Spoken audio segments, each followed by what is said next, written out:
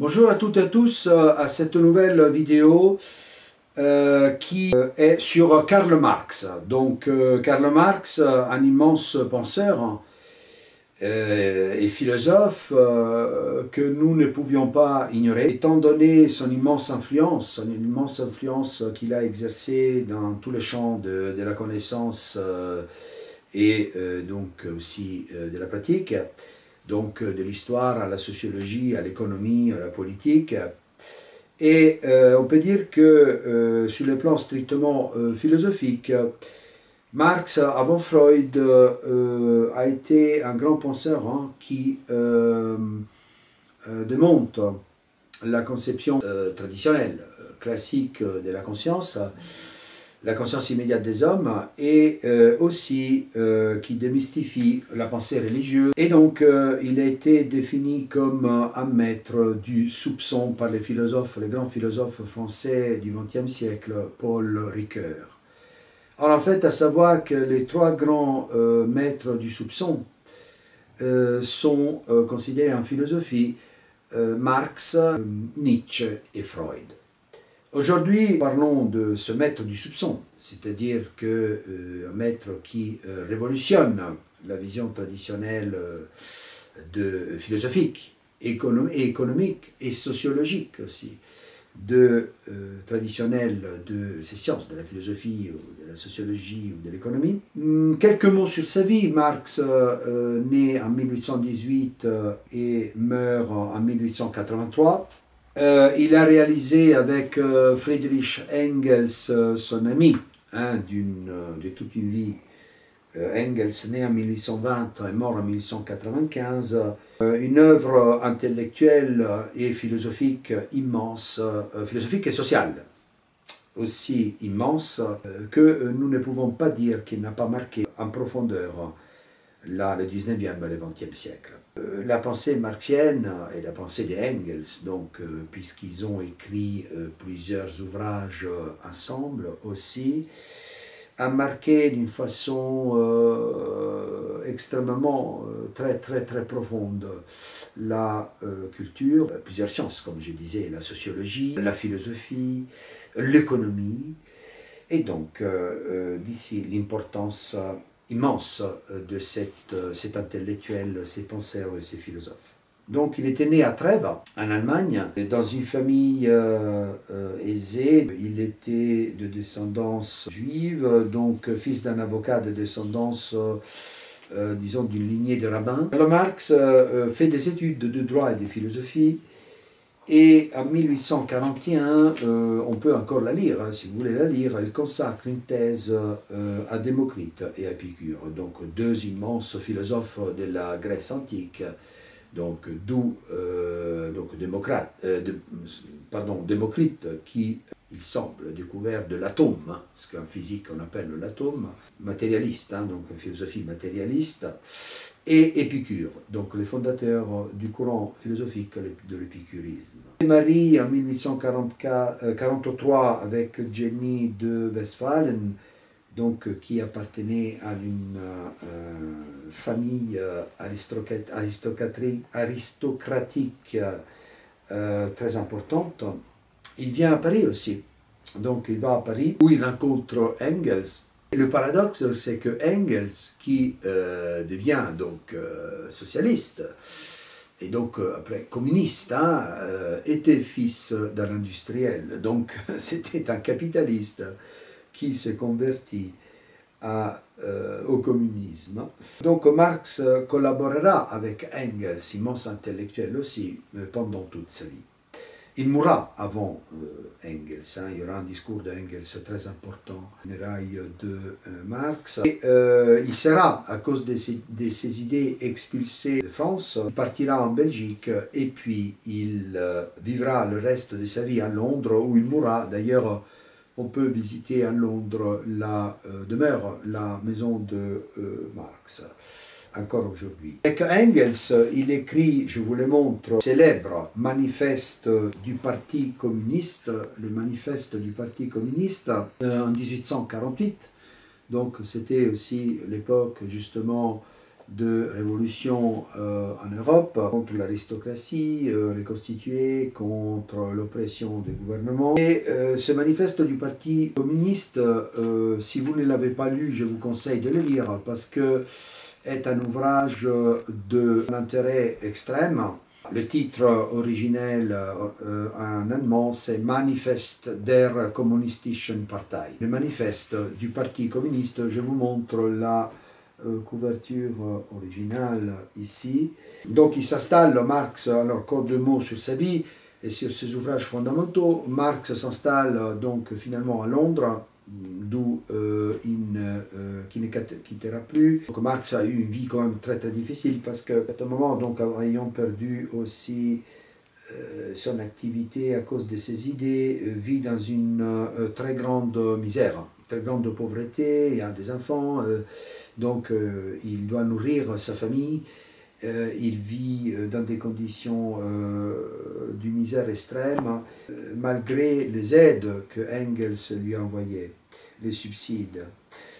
Mais néanmoins, c'est un immense intellectuel qui n'a jamais arrêté de penser et de réfléchir et d'écrire. Il produit une œuvre immense.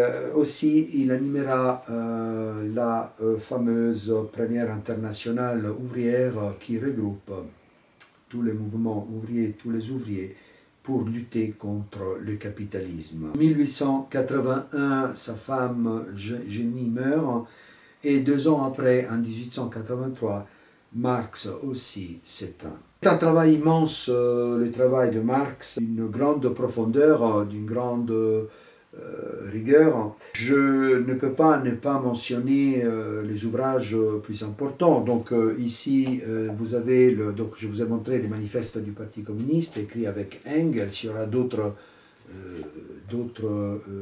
ouvrages écrits avec Engels. Vous avez donc la question juive en 1844, la critique de la philosophie du droit de Hegel en 1844, donc Hegel qui prend les distances disons, si on peut dire comme ça, du monstre sacré de la philosophie du 19e siècle, Hegel. C'est un examen critique de la pensée de Hegel. Vous avez les manuscrits que je vous montre ici, le manuscrit de 1844, qui est un ouvrage d'un extrême intérêt que je vous conseille de lire ou pas. Très célèbre ouvrage d'idéologie allemande, écrit aussi avec Engels et Hess en 1845 et 1846. Vous avez La misère de la philosophie en 1847. La contribution à la critique de l'économie politique, donc 1859, donc vous voyez comme les intérêts de Marx varient, la philosophie fondamentalement, mais il y a l'économie, notamment l'économie politique, la relation, c'est-à-dire entre économie et politique, parce qu'à un certain moment l'économie est en relation avec l'action de l'État, donc les interventions de l'État dans l'économie, donc l'économie politique, gestion politique de l'économie en 1859, et l'immense ouvrage Das Kapital, le Capital, 1867-1894, et les derniers tomes sont publiés posthumes à la mort de Marx. Donc Das Kapital, c'est l'ouvrage la plus grande, un ouvrage immense, le Capital, où Marx analyse le capital qui est, disons, le soubassement, le cœur du fonctionnement du phénomène économique, social qui est le capitalisme. Donc c'est une analyse scientifique très très disons, exacte, en tout cas, pas forcément précise en tout, mais exacte, approfondie, donc scientifique. Il y a aussi des calculs, etc., prise en compte des formules, des calculs des intérêts, différents types d'intérêts, par exemple, appliqués sur le capital, sur le revenu, etc., sur les salaires. Donc, disons, je n'entre pas dans les détails, c'est un ouvrage immense, vraiment qui reste comme référence. La première étude vraiment scientifique, argumenté et basé vraiment sur des documents, des textes, sur d'autres études, une réflexion, une étude scientifique vraiment importante, originale et originaire du fonctionnement du capitalisme. Voyons un peu quelles sont les racines intellectuelles et ce que Marx a apporté dans sa réflexion en philosophie et aussi en sociologie, en économie. Marx hérite déjà de plusieurs courants, de plusieurs doctrines philosophiques. La pensée matérialiste. Matérialiste, ça veut dire quoi? Matérialiste, le courant philosophique matérialiste veut dire qu'il pose la matière comme réalité première. Donc la matière, on ne parle plus de Dieu, ce n'est pas Dieu, mais ce qui est premier est la matière existante. Et déjà, cette pensée matérialiste donc, n'a pas été inventée par Marx parce qu'elle existait déjà dans l'Antiquité avec notamment Démocrite, sur lequel Marx avait déjà écrit sa thèse, et Épicure aussi. Et aussi au XVIIIe siècle, cette pensée matérialiste est reprise par certains intellectuels, immenses intellectuels, écrivains et philosophes donc de la philosophie des Lumières. Et puis la philosophie allemande. Donc l'influence de la philosophie allemande qui est d'une extrême importance, notamment de la philosophie de Hegel. Dans sa réflexion, Marx reprend la philosophie dialectique, c'est-à-dire pour ceux et celles qui connaissent la réalité qui fonctionne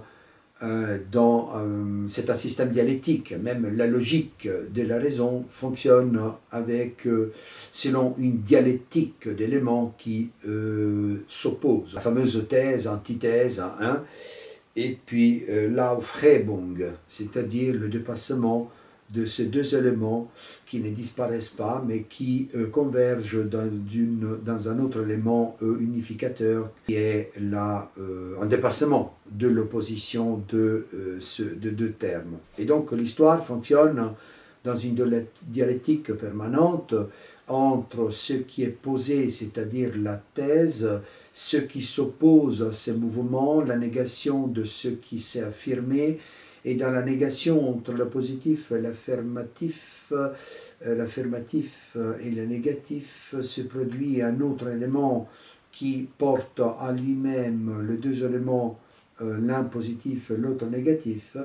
Donc on arrive à une synthèse, mais cette synthèse après se rouvre à nouveau dans une nouvelle thèse et une autre antithèse. Donc c'est un mouvement dialectique permanent, dialogue, donc dialectique, donc c'est un mouvement de opposition entre éléments qui à un certain moment dans l'histoire et dans la réalité qui s'opposent, s'unifient et puis se décomposent à nouveau en thèse-antithèse pour se réunifier dans une soi-disant synthèse, donc dans un moment qui dépasse le moment d'opposition de ces deux éléments. C'est-à-dire que Marx dit que Hegel, avec sa philosophie, avec Hegel, marchait sur la tête et qu'il était temps de la remettre sur ses pieds. Qu'est-ce que ça veut dire cela? C'est-à-dire qu'il ne faut plus partir de l'idée. Donc, vous savez que Hegel est un des plus grands représentants de l'idéalisme allemand. Je vous renvoie à ma vidéo précédente sur l'introduction à l'idéalisme et au concept d'idéalisme. Il faut partir de la production matérielle des hommes. De la philosophie marxienne, c'est-à-dire de Marx. Alors il y a une distinction marxienne, c'est-à-dire ce qui a dit proprement Marx, et puis pour être précis, la philosophie marxiste est la philosophie qui suit Marx mais qui interprète. Il y a eu des interprétations correctes, il y a eu aussi des distorsions ou des modifications ou des adaptations de la philosophie et de la pensée de Marx. Et donc ce serait, en parlant de Marx, beaucoup plus précis de dire marxien.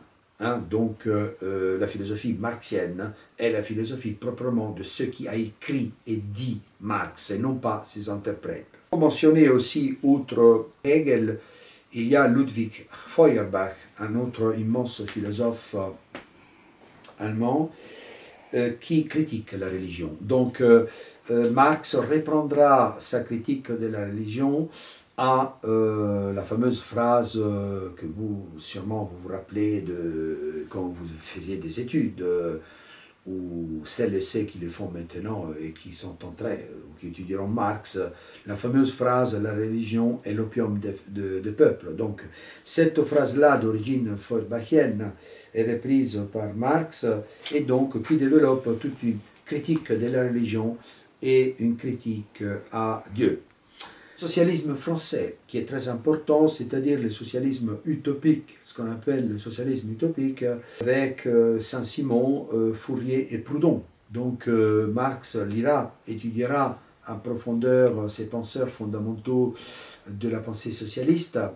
Il sera d'accord, il répondra à certains éléments, il en rejettera d'autres parce qu'il développera un socialisme scientifique, donc c'est-à-dire scientifique, c'est-à-dire se base sur le concret, sur la praxis. En grec, praxis veut dire l'action, donc une philosophie de l'action, une philosophie concrète et non seulement d'une théorisation des idées socialistes utopiques. Donc socialisme, j'en dis quelques mots, mais c'est un sujet où on pourrait faire carrément une vidéo entière. Je vais juste dire que les socialismes scientifiques, socialisme de Marx, qui deviendra donc communisme, donc le manifeste du parti communiste, est un socialisme qui se base sur la praxis concrète, c'est-à-dire sur l'action concrète et non pas sur des théories abstraites, alors que le socialisme français et d'autres socialismes avaient tendance à être plutôt utopiques, donc théoriser un monde socialiste avec de règles, de fonctionnement interne, mais qui restait pour Marx peut-être irréalisable, en tout cas une utopie. Donc un rêve à réaliser, mais qui, si on le réalise, ou peut-être qu'on n'aurait jamais plus réalisé, mais en tout cas il apprécie le socialisme utopique. Marx ne se sépare pas de l'utopie. L'application du socialisme et puis du communisme, cette idée du millénarisme par exemple, si on utilise un terme un peu du Moyen-Âge, le fait que voilà, le communisme devra durer 1000 ans sur Terre, ou voire plus, et remplacer, éradiquer complètement le capitalisme, est quelque chose aussi qui a un aspect, une dimension, une nuance utopique aussi, d'une théorie qui est là. Fondamentalement, la pensée marxienne est une pensée concrète. Donc, on ne peut pas enlever toute l'utopie, complètement l'utopie de Marx, autrement il ne reste que, c'est pas qu'il ne reste rien, mais cette dimension de la projection dans l'avenir, de l'espérance, de l'espoir de réaliser une société plus juste, utopique ou pas, on ne peut pas lui enlever. Donc, le dernier point important, c'est qu'il étudie les grands économistes anglais, beaucoup, donc l'économie politique anglaise, et essentiellement Ricardo qui aidera Marx à s'orienter, donc à faire une analyse approfondie des phénomènes de production. Pour encadrer Marx, alors d'abord, je voudrais vous présenter ces livres fondamentaux que je vous conseille de lire. C'est un ouvrage philosophique excellent de Jacques Ellul, intitulé La pensée marxiste, qui est extrêmement bien écrit, extrêmement bien fait, extrêmement clair, de cet immense intellectuel français et philosophe Jacques Ellul, né en 1912 et mort en 1994, professeur universitaire, dont je cite d'autres, par exemple d'autres écrits sur la technique, etc.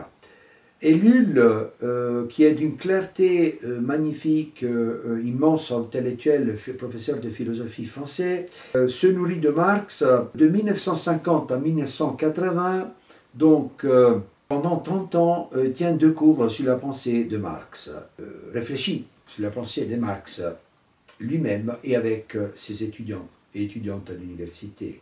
Et Ellul fait preuve, possède une connaissance très approfondie de la pensée de Marx. Et lire Marx et comprendre Marx n'est pas simple. Donc Ellul lui-même le dit, là où il semble plus simple, les concepts sont denses, sont complexes. Donc Marx est un penseur qu'on peut lire, mais n'est pas un penseur facile. Il découvre Ellul les écrits de Marx à l'âge de 18 ans et il se passionne pour Marx, la pensée marxiste. Je cite Ellul, il dit, dès donc cette découverte de Marx, des écrits de Marx, Jacques Ellul dit « Je n'ai pas trouvé des pensées ou des méthodes qui me permettent de mieux analyser le monde où je vis. » Marx, c'est sûr, a orienté mes interprétations en profondeur. Il n'est pas demandé d'être forcément marxien ou marxiste pour lire Marx ou pour... Mais même si on ne partage pas la philosophie, la pensée économique marxienne, on peut les lire, on doit les lire non seulement pour sa propre culture personnelle, mais aussi pour pouvoir en développer une critique et aussi pour en apprécier aussi les éléments positifs de sa pensée. Ellul dit à ses étudiantes et à ses étudiants, je le cite, il dit « Je veux que vous soyez emmenés à savoir pourquoi vous seriez pour ou contre. » En fait, savoir pourquoi on est pour ou contre Marx, il faut d'abord étudier Marx. Il faut le connaître. Vous pourriez dire, c'est valable pour tout penseur. Oui, mais particulièrement pour Marx. C'est un penseur difficile, il faut bien le connaître avant de porter un jugement sur son ouvrage et sur sa pensée.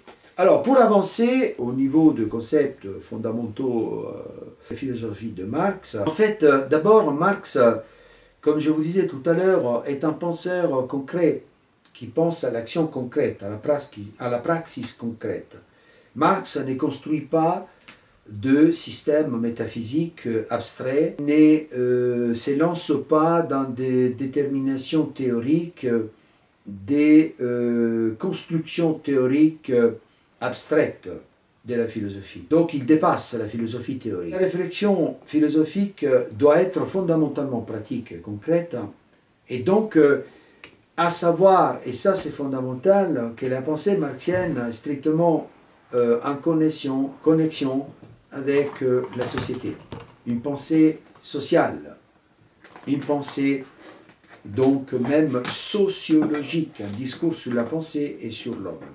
Elle est inséparable d'une transformation radicale de la société, parce que le communisme est appelé, le socialisme scientifique et le communisme donc sont appelés à transformer radicalement la société, dépasser la sphère de l'aliénation de l'homme dans le système capitaliste et à lutter contre l'inhumanité profonde du système capitaliste et de l'histoire. Cette idée, pique ou pas, je vous laisse, si vous avez lu Marx, vous êtes en train de le lire, vous ne l'avez pas lu, lisez-le. Je laisse à vous aussi le fait que de partager ou pas l'idée qu'en effet, Marx nous laisserait espérer enfin de nous diriger vers un règne, un royaume de la liberté où l'homme, enfin, est libre. Donc, la libération donc, du travail. Non pas parce que l'homme ne travaille plus, mais c'est parce que c'est la libération du travail et de l'oppression et de l'aliénation capitaliste. La fameuse phrase que je vous cite ici de Marx déjà, les philosophes n'ont fait qu'interpréter le monde de différentes manières, il s'agit de les transformer. Voilà. Donc, il ne s'agit plus de perdre du temps, selon Marx, à interpréter les mondes. Il y en a déjà eu assez d'interprétations. Il ne veut pas rajouter encore une interprétation théorique ou métaphysique du monde. Ce qu'il faut faire, et ça c'est le côté donc pratique de la philosophie, c'est que la philosophie a la tâche le but de transformer les mondes. Voilà, le concept de transformation est un concept qui dérive de la pensée matérialiste, de la matière. Donc, il reprend le concept de dialectique hegelien, donc, mais la dialectique chez Marx n'est plus celle de l'idée, c'est-à-dire de la logique de l'idée, donc une logique abstraite de la dialectique qui devrait coïncider avec le mouvement de la réalité, mais c'est une dialectique de la matière, de la transformation de la matière. Le deuxième point fondamental de la pensée marxienne est l'aliénation. Alienus.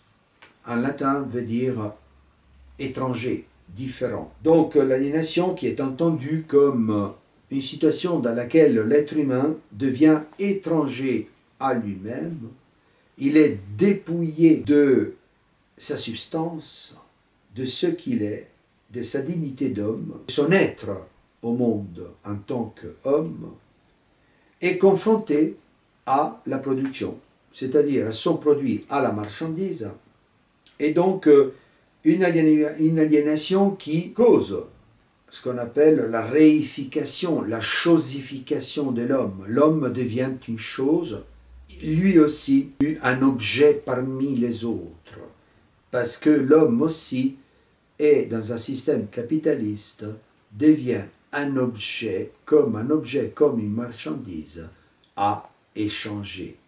Si on pense à la force de travail, la force de travail est vendue. Donc, qu'est-ce qu'il a l'ouvrier? Il a à vendre sa force de travail au capitaliste, qui achète sa force de travail en lui payant un salaire, et donc la dimension humaine, quelque part, disparaît. Parce que si l'ouvrier existe en tant qu'être, oui, humain, il est là, mais c'est parce qu'il a quelque chose à vendre et qui sert au capitaliste, qui est la force de travail.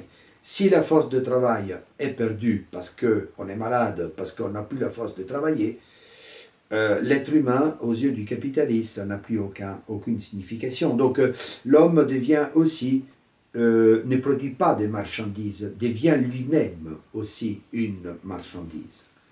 Les concepts, on reviendra sur cela. La praxis, donc du grec praxis, qui littéralement ça veut dire action, conçue comme une énergie pratique humaine et aussi une énergie pratique sociale, qui donc est importante, qui est un critère d'analyse de la société et de l'homme pour Marx. Le communisme, qu'est-ce que c'est que le communisme? Le communisme veut dire qu'on met en commun, donc on s'approprie de moyens de production. Parce que le capitalisme, ce qui caractérise le capitalisme, ce sont deux éléments fondamentalement, il y en a d'autres, mais c'est l'accumulation du capital. Donc, l'accumulation du capital. Donc, il faut avoir les capitaux pour créer une usine, pour payer les salaires et pour produire initialement, et les moyens de production. Donc, les moyens de production, donc tous les moyens physiques, techniques qui permettent la production. Au niveau des concepts philosophiques, c'est ça. Les concepts socio-économiques sont les forces de production, c'est-à-dire que tout l'ensemble des moyens qui sont à disposition de la société humaine pour pouvoir produire, les rapports de production, c'est-à-dire les relations qui s'instaurent entre les capitalistes ou les capitalistes et la force ouvrière, les ouvriers, les syndicats qui naîtront après, qui n'existaient pas au début, les relations sociales et puis l'exploitation. Alors l'exploitation donc est une relation économique très importante, fondamentale, parce que selon Marx, l'homme qui travaille pour un capitalisme devient un ouvrier industriel qui ne possède pas les moyens de production. Et donc il est assujetti, asservi à la volonté du capitaliste qui fixe arbitrairement son salaire, qui décide, donc les salaires sont très bas, bien évidemment, et qui s'approprie d'une partie du travail des ouvriers, parce que, selon Marx, en effet, le travail des ouvriers n'est pas récompensé pour ce qui effectivement vaut.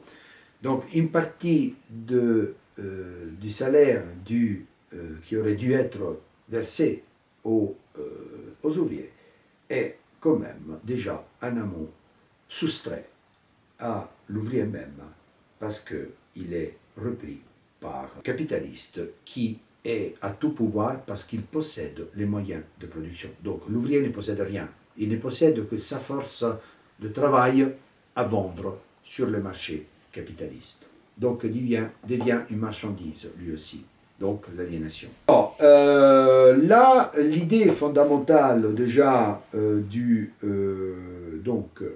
Marx qui fonde avec Engels le communisme, c'est l'idée de l'abolition de la propriété privée, le premier concept fondamental, c'est-à-dire que pour Marx, l'homme doit se libérer de la propriété privée, doit commencer déjà par la religion aussi, qui est une oppression, est une opium, une drogue, la drogue de peuple. Hein. Donc il faut remettre en discussion et se libérer de la propriété privée qui caractérise essentiellement donc, le capitalisme, donc le morcellement de la propriété qui devient individuelle et qui met en compétition les uns contre les autres. La religion qui est une illusion, selon Marx, déjà Feuerbach l'avait dit avant, et qui qui se comprend en fonction de l'aliénation sociale et politique, et à savoir que l'homme, la conscience de l'homme considéré par Marx est toujours dans un cadre social, jamais isolé. Donc l'homme est dans l'interrelation, l'intersubjectivité sociale et sociétale, et donc la conscience, par exemple, pour Marx, n'est pas une conscience individuelle qui se forme elle-même. La conscience, pour Marx, c'est une conscience qui est créée, constituée, forgée par la société elle-même. Et puis l'argent aussi. L'argent, un autre élément d'analyse qui, dans notre monde, devient, selon Marx, une puissance démoniaque. L'argent, c'est Satan, le démon. Parce qu'avec l'argent, on verra, on peut tout acheter. Le concept de travail pour Marx est fondamental parce que ce n'est pas... Alors, ça pourrait sembler contradictoire. C'est un pensée matérialiste et Marx parle de la spiritualité. Mais dans quel sens? Le travail, le vrai appel que l'homme ressent à travailler, la vocation, l'appel, vocatio, en latin veut dire appel, pour le travail, c'est que le travail suppose une activité spirituelle. Il y a une dimension spirituelle du travail. Donc le travail ne doit pas être abrutissement, ne doit pas être marchandisation de l'homme. Il y a une dimension, une dignité du travail qui a été complètement perdue avec l'avènement du capitalisme. L'activité, le travail, est une activité spécifique de l'homme, mais une activité qui ne peut pas être réduite seulement à une dure nécessité, à une souffrance, à un gagne-pain, parce que ce serait l'abrutissement de l'homme seulement sur le plan donc physiologique, le plan physiologique et animal. Il y a une dimension noble du travail, nous verrons ça. On peut déjà partir avec le concept de propriété privée. Donc là, il faut abolir la propriété privée. Donc, pourquoi il faut l'abolir?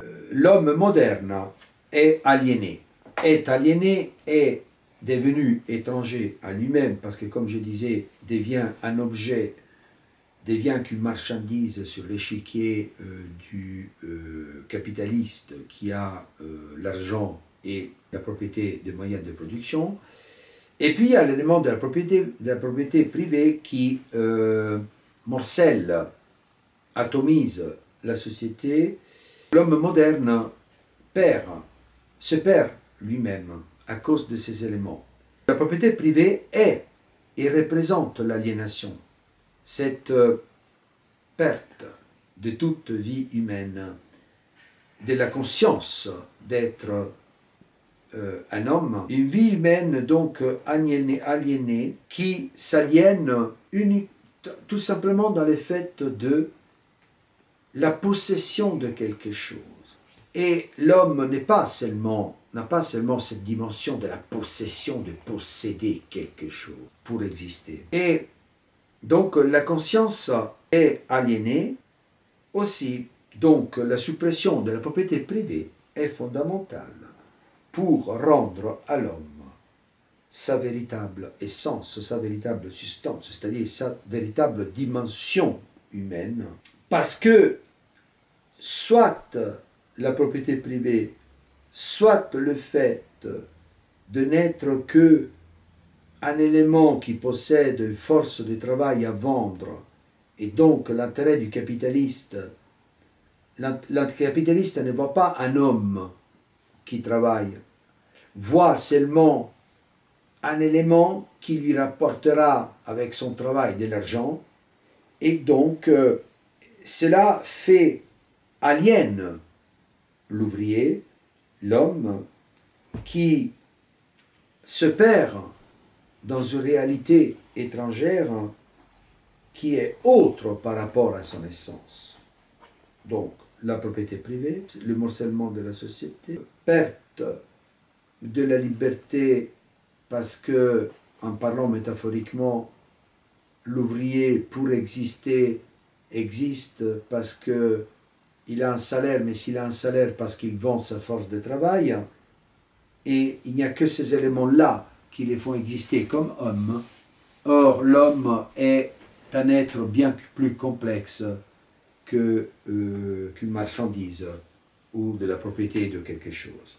Et puis, il y a l'élément de la critique de la religion. Quelle est l'essence donc du phénomène religieux?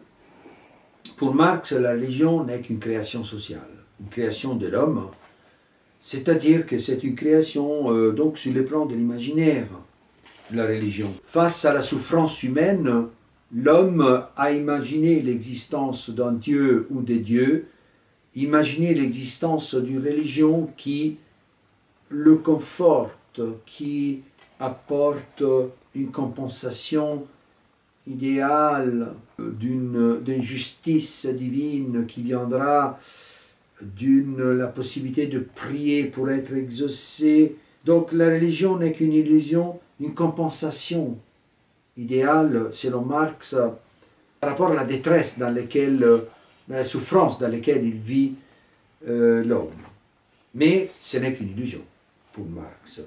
La croyance en Dieu ou l'existence de Dieu, ce n'est qu'une illusion. La religion même n'est qu'une illusion. Ce n'est qu'une réalisation fantastique, imaginaire que de l'esprit humain, et qui n'est fait que masquer à l'homme la réalité.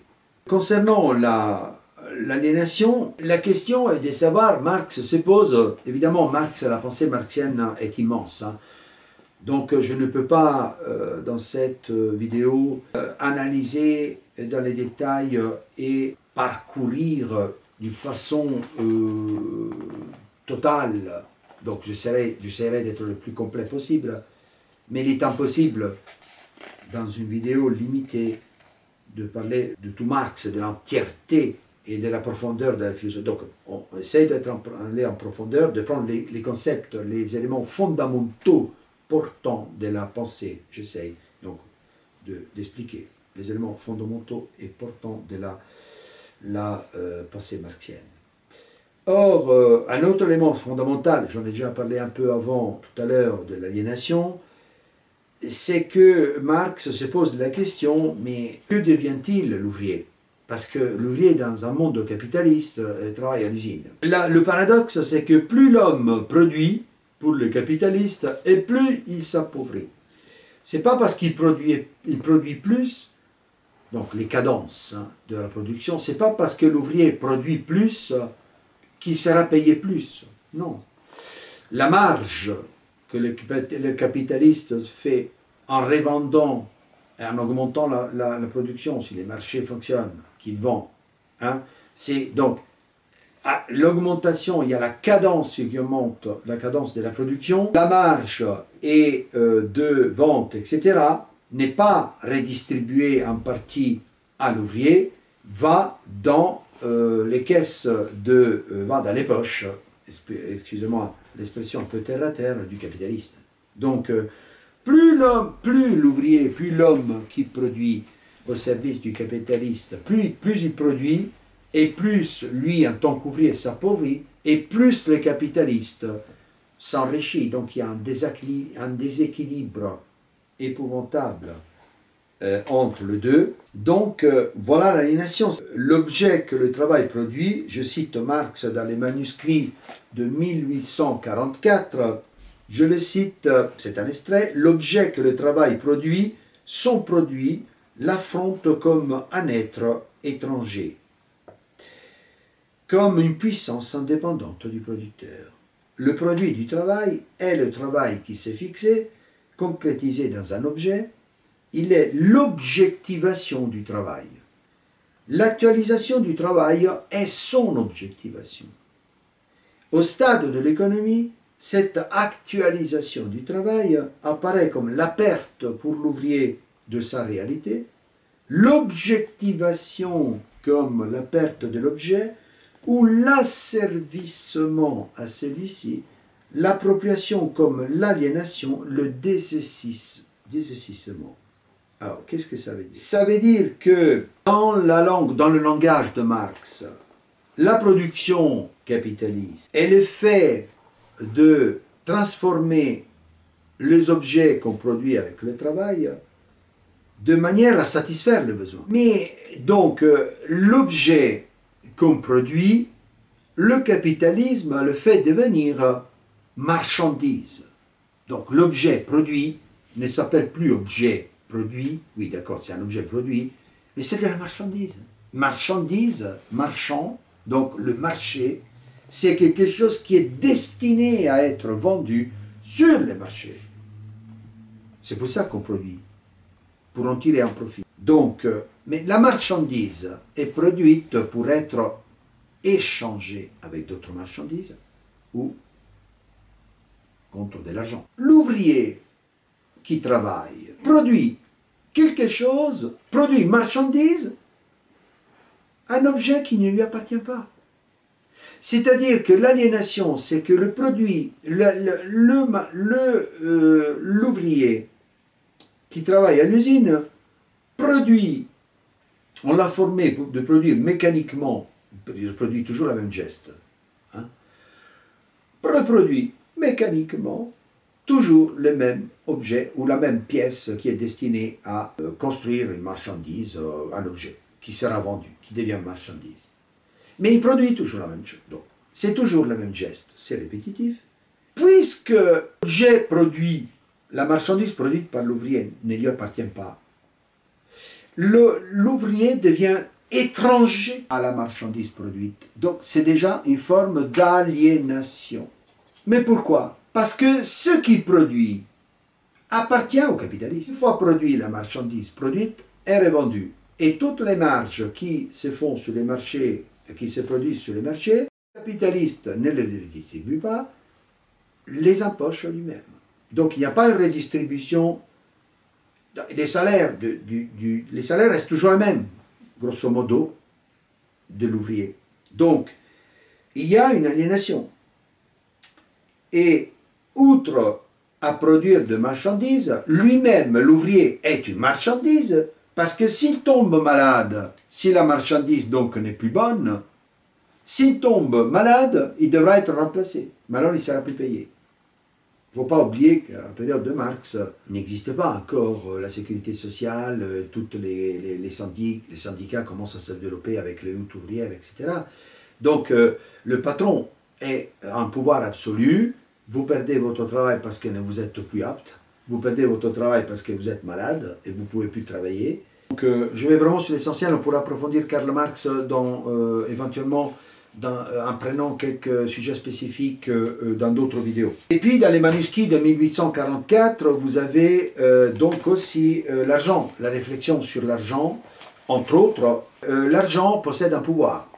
D'où vient-il, d'où tire le pouvoir? C'est l'argent. L'argent a un immense pouvoir. C'est-à-dire que pour Marx, l'argent est un médiateur extrêmement puissant. Le possesseur, celui qui possède l'argent, est transformé par l'argent lui-même, affirme Marx. C'est-à-dire que l'argent nous transforme, parce que l'argent nous donne du pouvoir. Aujourd'hui, on parle du pouvoir d'achat. Hein, le pouvoir. Selon Marx, avec l'argent, nous pouvons acheter tout, n'importe quelle marchandise. On n'est plus dans l'équivalence, excusez-moi, je te donne un poulet, tu me donnes 1 kilo de carottes. On est au stade que pour échanger les marchandises, pour acheter une marchandise, on donne, donc on utilise ce moyen universel qui est l'argent. Mais l'argent donc est devenu pour Marx, selon, pas pour Marx, mais il dit que dans un système capitaliste, le nouveau Dieu, alors la religion, la nouvelle religion, il y a une religion dans le capitalisme, ben, c'est l'argent. Il y a un Dieu, c'est l'argent. L'argent devient le lien fondamental des échanges et aussi, il est, selon Marx, devenu une véritable divinité. C'est beaucoup plus complexe, mais j'essaye d'aller un peu, donc la vidéo est un peu limitée, donc la spécificité du travail humain, c'est que le travail, pour Marx, n'est pas une manifestation d'un pouvoir. Le travail est la manifestation de l'esprit humain, de sa noblesse, de sa dignité. Donc, avec le travail, l'homme extériorise son esprit. L'artisan qui possède ce qu'il fabrique extériorise une spiritualité dans ce qu'il fait. Mais ce qu'il produit, peut-être pour le vendre après, mais l'objet qu'il produit est un objet qui lui appartient, n'appartient pas à quelqu'un d'autre. Donc, il y a une distinction aussi avec le travail des animaux. Selon Marx, il y a une activité animale. Les animaux travaillent aussi. Mais quelle est la différence? Dans les Capitales, dans le livre 1, la 3e section, c'est que les animaux, si on peut dire qu'ils travaillent parce que leur activité est prédéterminée par la nature. Et, par exemple, il dit une araignée fait des opérations qui ressemblent à celles du tisserand, et l'abeille confond, je le cite, Marx, et l'abeille confond par la structure de ses cellules l'habileté de plus d'un architecte. Il dit, mais ce qui distingue dès l'abord le plus mauvais architecte de l'abeille la plus experte, c'est qu'il a construit la cellule dans sa tête avant de la construire dans la ruche. Donc, l'animal va construire directement, comme s'il était déjà génétiquement ou, disons, prédéterminé par la nature. Le travail de l'homme répond déjà à un exercice, une activité spirituelle, intellectuelle. L'architecte, avant de construire quelque chose, la conçoit déjà dans son esprit. Mais ça, c'est seulement l'homme.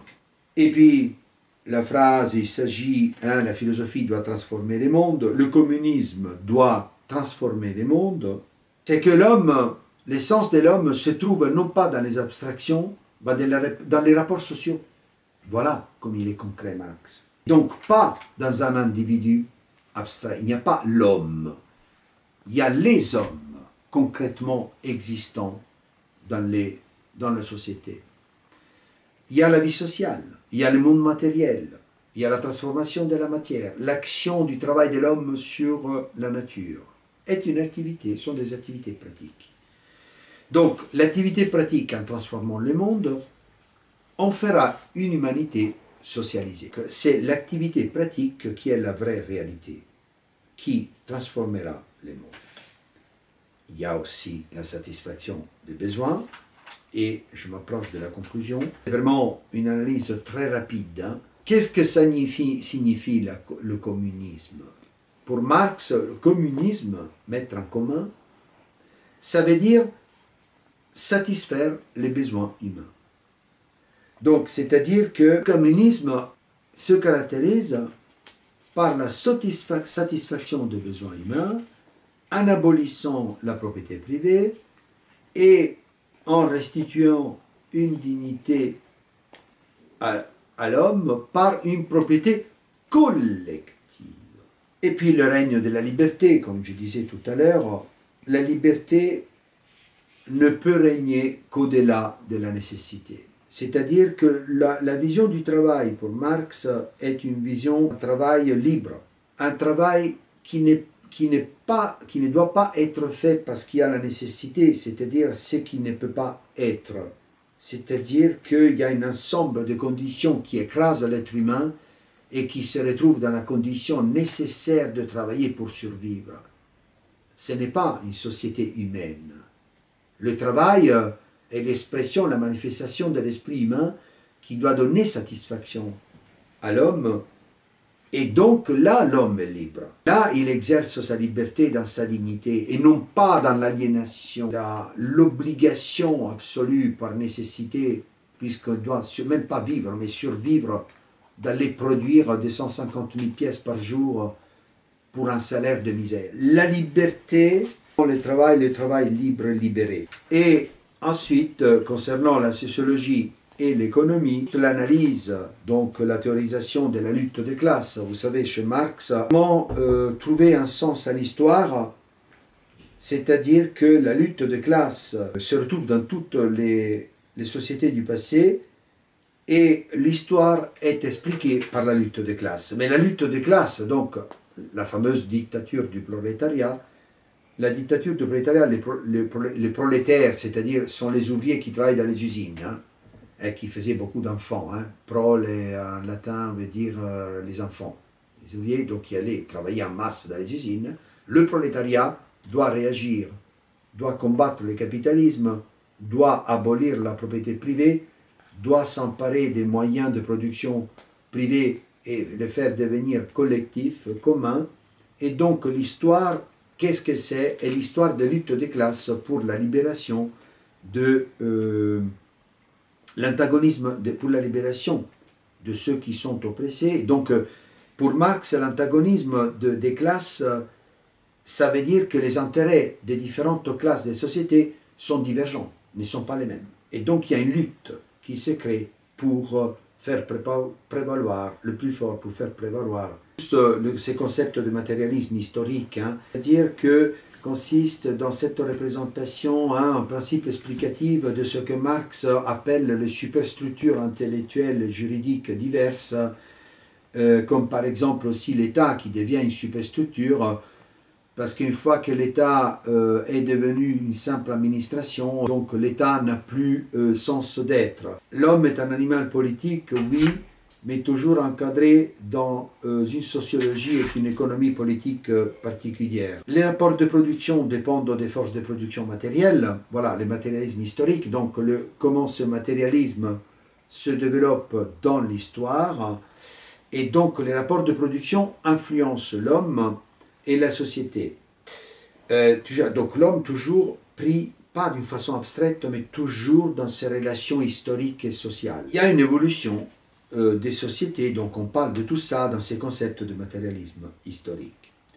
Alors, dans les manifestes, donc, je termine cette vidéo, c'est juste donc un survol de la pensée de Marx, mais je voulais au moins donner un contribut à une vidéo pour reprendre des sujets particuliers de Marx, éventuellement pour les approfondir. Là, c'est vraiment un survol, mais au moins pour vous donner une indication, une idée, déjà, si on peut dire comme ça, la pensée de Marx, le fait qu'il a fondé le communisme.